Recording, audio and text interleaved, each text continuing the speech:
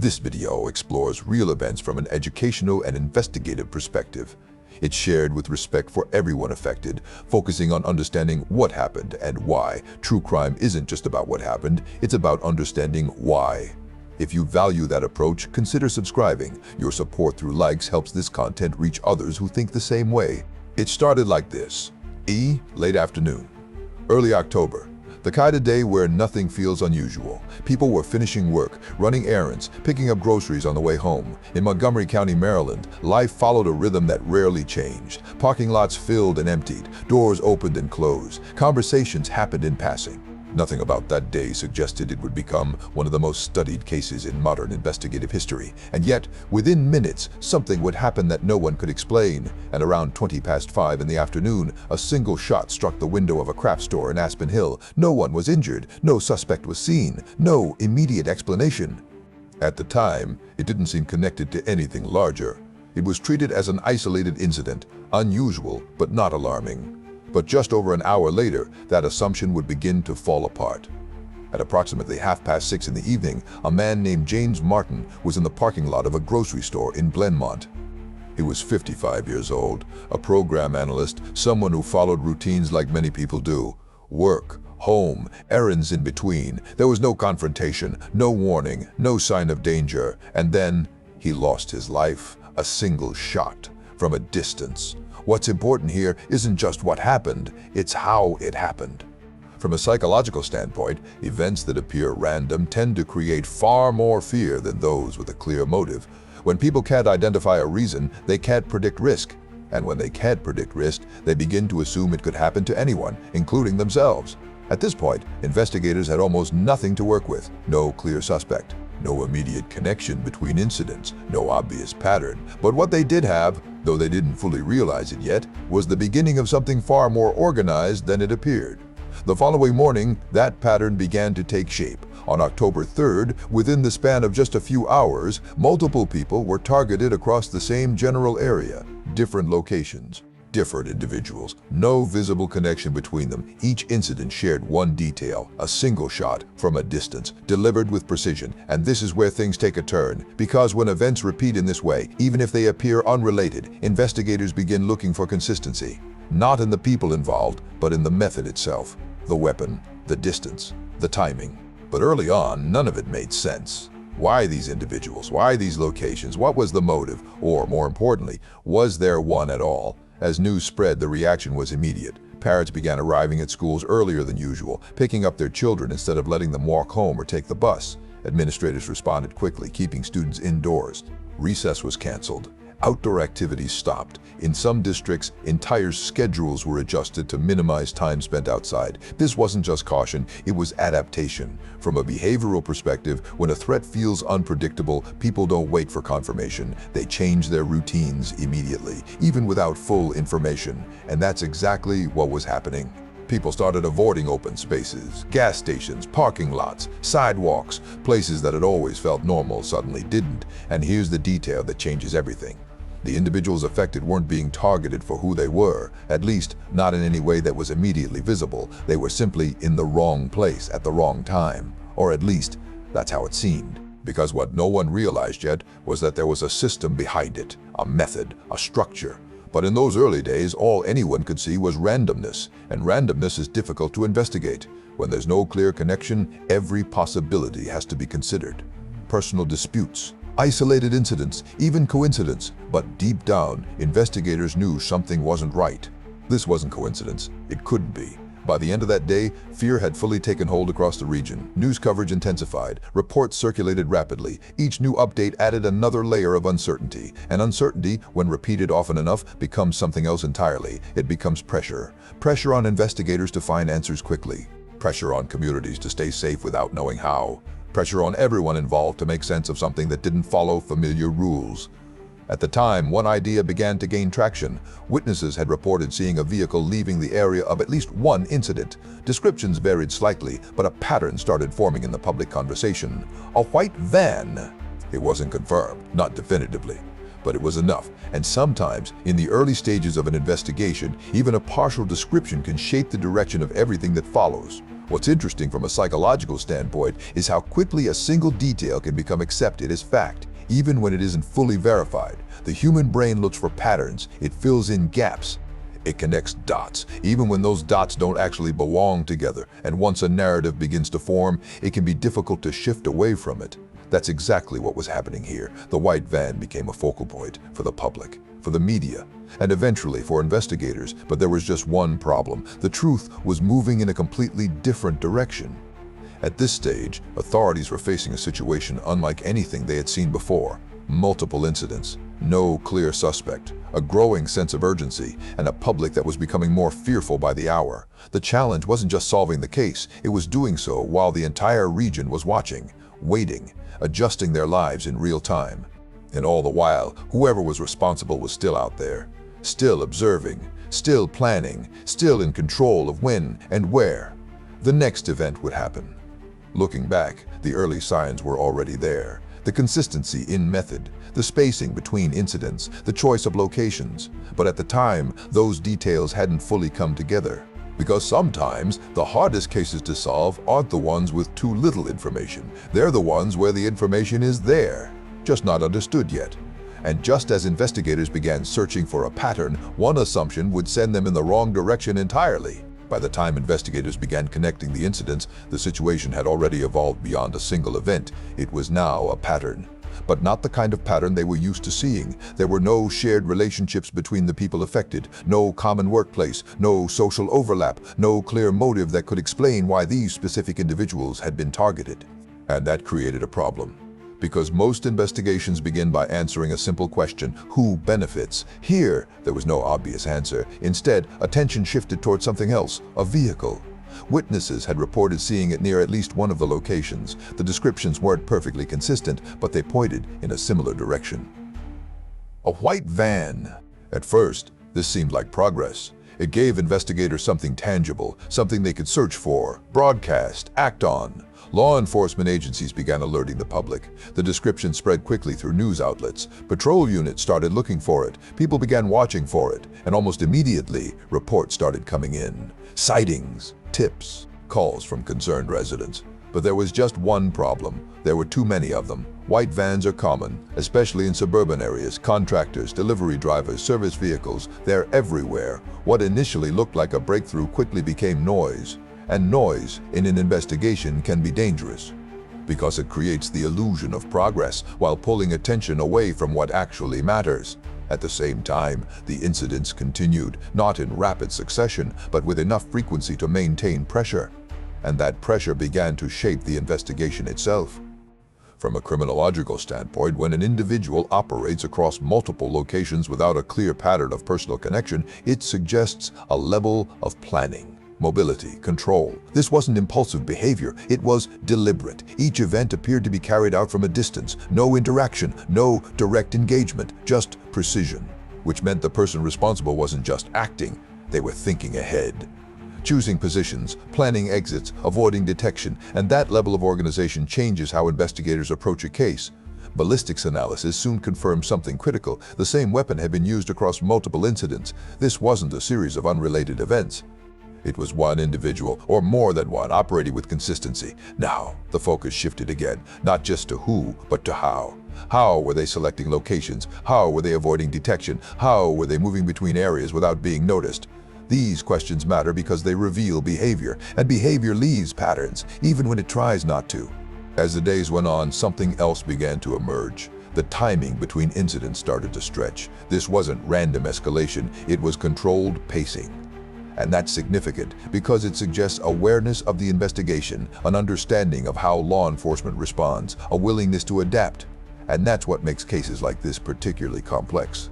The individual isn't just acting within the environment, they're reacting to it. Meanwhile, the public response continued to intensify. People changed how they moved through their daily lives. Fuel stations became places of caution. Some individuals began fueling their vehicles while crouched behind doors. Others avoided stopping altogether. Parents coordinated school pickups more carefully. Businesses adjusted schedules. Communities stayed alert in ways they hadn't before. And all of this happened without a clear understanding of what the actual risk was, only that it existed and that it felt unpredictable. What's interesting from a psychological standpoint is how uncertainty amplifies perceived danger. When people don't know where a threat is coming from, they begin to imagine it everywhere. Every unfamiliar vehicle becomes suspicious. Every quiet moment feels tense, and this has a real impact. It changes behavior on a large scale, which, in cases like this, can actually align with the intent behind the actions, to create disruption, to create fear, to create control without direct contact. But there was something investigators were starting to notice, something subtle. The locations weren't as random as they first appeared. They were spread out, yes, but they were also accessible, near major roads, near exits, near places that allowed for quick departure, and that detail matters because it suggests pre-planning, not just choosing a location, but choosing how to leave it. And this is where things take another turn, because when investigators begin looking at movement instead of motive, a different picture starts to form. Instead of asking why these individuals, they start asking how were these locations connected, and slowly a new kind of pattern begins to emerge, one based not on people, but on geography. Still, one major assumption remained in place: the vehicle. The white van. It had become embedded in the investigation, reinforced by repetition, strengthened by public awareness, but behind the scenes, there were inconsistencies. Not every report matched, not every timeline aligned, not every detail made sense, and when evidence doesn't align, it's not something investigators ignore, it's something they revisit. Because sometimes, the most important breakthrough doesn't come from discovering something new, it comes from realizing something was wrong. As the investigation continued, analysts began re-examining everything: witness statements, timelines, ballistics reports, looking not just for what fit, but for what didn't, and that's when a critical shift began. The focus started to move away from the obvious, away from what everyone thought they knew, and towards something far less visible, something that had been there from the beginning. At the same time, communication began to play a role: messages, indirect signals, attempts to interact without being seen. This added another layer to the case, because it suggested intention beyond the events themselves, an awareness of the investigation, a desire to influence it, and possibly to control how it unfolded. From a behavioral perspective, this is important. It suggests the individual wasn't just trying to avoid detection, they were engaged with the process, watching, responding, adjusting, which makes the situation even more complex. Because now, the investigation isn't just tracking behavior, it's interacting with it. By this point, the pressure had reached a peak. Multiple jurisdictions were involved, resources were stretched, public attention was constant, and still no confirmed suspect, no definitive identification, just fragments of information, some useful, some misleading, all incomplete. But within those fragments, the answer was already there, hidden in the details that didn't quite fit, in the assumptions that hadn't been questioned, in the narrative that had formed too quickly. Looking back, the investigation wasn't lacking information, it was struggling with interpretation. And that's a key distinction, because solving a case like this isn't just about gathering evidence. It's about understanding it correctly. And just as that understanding began to shift, as investigators started to question the very foundation of what they believed, the answer was sitting right in front of them. They just didn't know it yet. By the time investigators began re-evaluating their assumptions, the case had reached a critical point. They weren't just looking for new evidence anymore, they were reinterpreting everything they already had, and that shift, subtle as it may seem, is often where breakthroughs happen. It started with something simple, a vehicle description that didn't quite fit. While the white van had dominated public attention, some reports suggested something else entirely, a darker vehicle, less noticeable, easier to overlook. At first, those details seemed inconsistent, but when analysts began aligning timelines more carefully, a different picture began to form, one that had been hidden beneath the noise. And this is where things take a turn, because the investigation wasn't missing the answer, it had been distracted from it. As focus shifted, law enforcement began searching for a different type of vehicle, not one that stood out, but one that blended in, something common, something forgettable, and eventually that shift led to a critical lead, a tip. A man noticed a vehicle parked at a rest area off Interstate 70 in Maryland. It had been there for some time, long enough to seem unusual, but what stood out wasn't just the duration. It was the resemblance to a description that had only recently begun to circulate among investigators, a blue Chevrolet Caprice, older model, unremarkable at a glance, but now significant. Authorities responded quickly, carefully, because by this point they understood the level of planning involved. They approached the vehicle with caution, and inside they found two individuals asleep, John Allen Muhammad and Lee Boyd Malvo. What they discovered next changed everything. Inside the vehicle was a rifle, carefully stored, modified, consistent with the ballistic evidence collected throughout the investigation. Later analysis would confirm what investigators had begun to suspect. This weapon was linked to multiple incidents. The pattern was real, and now, finally, it had a source. But understanding what happened wasn't enough. To fully grasp this case, we have to look at why. Because the why is where the most important lessons exist. From a psychological standpoint, one of the most significant aspects of this case is the relationship between the two individuals. It wasn't simply a partnership. It was a dynamic built on influence, control, dependency, gradual conditioning. Lee Boyd Malvo was young, still developing his identity at a stage where external influence can shape perception in powerful ways. John Ali Muhammad, on the other hand, presented structure, direction, authority, and in cases like this, that combination can create something dangerous. Because influence, when applied consistently over time, can reshape how someone sees the world, what they believe, what they justify, what they're willing to do. Experts who later examined this dynamic identified patterns commonly seen in coercive control: isolation, reinforcement of dependency, gradual normalization of harmful behavior. These patterns don't happen all at once. They develop slowly, which makes them harder to recognize, especially from the outside. And that's what makes this case so significant, because it highlights how behavior can be shaped, not just acted upon. Now, here's the detail that changes everything. What initially appeared random wasn't random at all. Callback payoff, randomness. The locations, while spread out, followed a system. Accessible routes, clear exit paths, strategic positioning. This wasn't chaos. It was structure disguised as unpredictability. Callback payoff, routine. The individuals affected were going about everyday activities, fueling their vehicles, shopping, walking through familiar spaces, and that predictability was part of the plan. Because routines are reliable, they create patterns, and patterns can be observed. Callback payoff, white van. The focus on a white van, while understandable, had redirected attention away from the actual vehicle, a car that didn't stand out, didn't draw attention, which allowed it to remain unnoticed for longer than expected. And this is where the investigation's evolution becomes important. Because once those assumptions were corrected, everything began to align. The evidence made sense, the movement patterns connected, the behavior became clear. From a criminological standpoint, this case demonstrates how critical interpretation is. It's not just about collecting information, it's about understanding which information matters and which doesn't. Another key element was communication. There were attempts to send messages, indirect interactions with authorities. This suggests something beyond avoidance. It suggests engagement, a desire to influence perception, to shape the investigation. And this aligns with a broader behavioral pattern: control, not just over actions, but over reactions. When the case moved into the legal phase, more details emerged, plans that extended beyond the events themselves, ideas that involved expansion, escalation, continued activity. And while not all of those plans were carried out, they provide insight into intent, which is essential for understanding risk. Lee Boyd Malvo later expressed regret for his role, statements indicating awareness, reflection, an attempt to make sense of what had happened. And while that doesn't change the outcome, it does contribute to the broader understanding of how influence operates.